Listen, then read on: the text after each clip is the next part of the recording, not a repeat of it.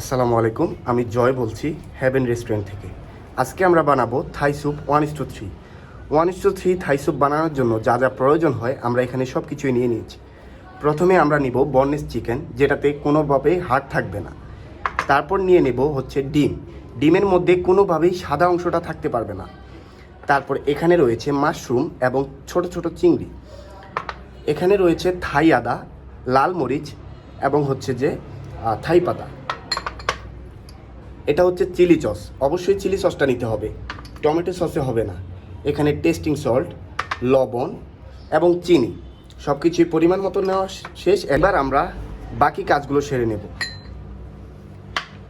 Mushroom ছোট ছোট cube করে কেটে নিব। অনেকে অনেকভাবেই কাটে, আপনি যেভাবে খুশি সেভাবেই কাটতে পারেন।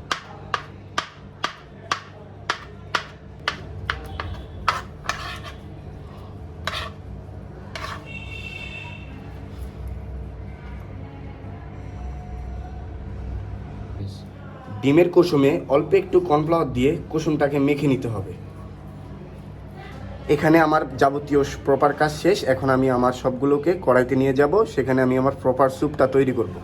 কড়াইতে একটু পানি নিয়ে নেব পরিমাণ মতো, কম বেশি যাই হোক সমস্যা নেই। তারপরে দিয়ে দেব হচ্ছে চিলি সস।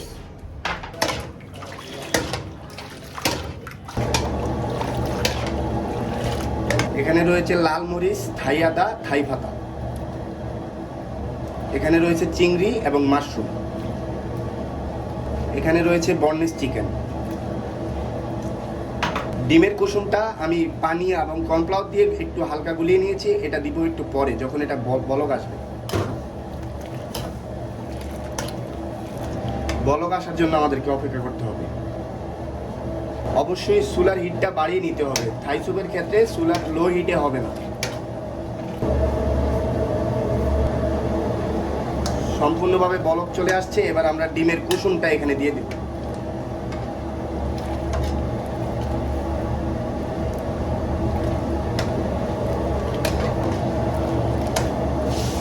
এখন আমরা পরিমাণ মতো টেস্টিং সল্ট, লবণ, চিনি এবং লেবু,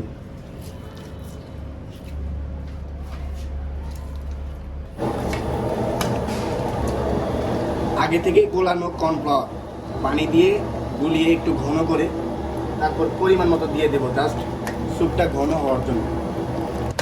বাস রেডি হয়ে গেছে আমার স্যুপ। এখন আমি হচ্ছে